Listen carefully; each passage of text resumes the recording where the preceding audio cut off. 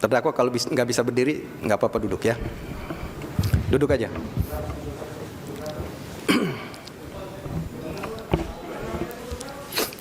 Mengadili. 1. Menyatakan terdakwa Nadiem Anwar Makarim tidak terbukti secara sah dan meyakinkan bersalah melakukan tindak pidana sebagaimana dalam dakwaan primer. 2. Membebaskan terdakwa oleh karena itu dari dakwaan primer tersebut. 3. Menyatakan terdakwa Nadiem Anwar Makarim telah terbukti secara sah dan meyakinkan bersalah melakukan tindak pidana korupsi yang dilakukan secara bersama-sama sebagaimana dalam dakwaan subsidiar. 4. Menjatuhkan pidana kepada terdakwa oleh karena itu dengan pidana penjara selama 10 tahun dan pidana denda sejumlah 1 miliar yang harus dibayar dalam jangka waktu 1 bulan dan dapat diperpanjang untuk paling lama 1 bulan sejak putusan berkekuatan hukum tetap. 5. Menetapkan jika pidana denda tidak dibayar dalam jangka waktu yang telah ditentukan, kekayaan atau pendapatan terpidana dapat disita dan dilelang untuk melunasi pidana denda yang tidak dibayar, dan dalam hal hasil penyitaan dan pelelangan kekayaan atau pendapatan tidak cukup atau tidak memungkinkan untuk dilaksanakan, pidana denda yang tidak dibayar tersebut diganti dengan pidana penjara selama 190 hari. 6.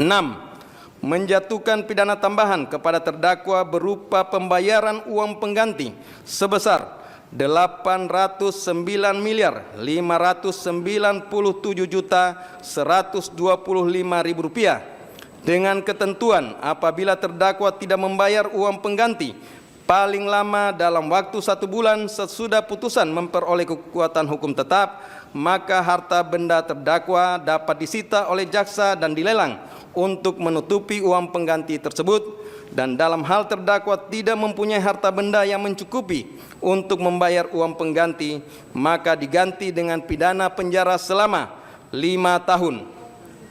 7.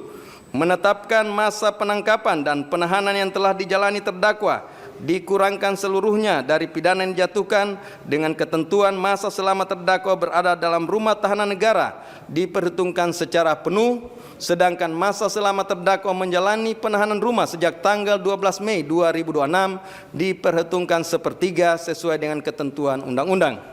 8. Menetapkan terdakwa tetap ditahan. 9. Menetapkan barang bukti berupa barang bukti dokumen sebanyak 66 item sebagaimana tertuang dalam berkas perkara dipergunakan dalam perkara lain atas nama terdakwa Juristan daftar pencarian orang. Barang bukti elektronik sebanyak 96 item sebagaimana terurai dalam berkas perkara dipergunakan dalam perkara lain atas nama tersangka Juristan daftar pencarian orang. Barang bukti berupa uang dan seterusnya dirampas untuk negara.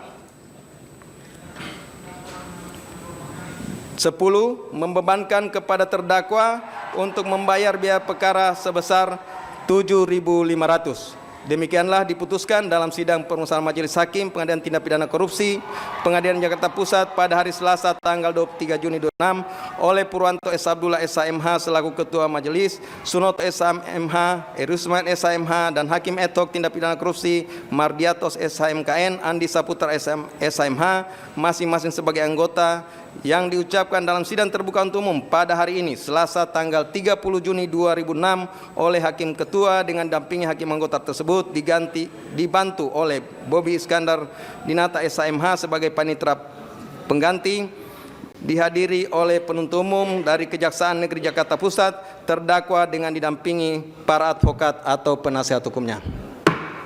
Silakan duduk kembali.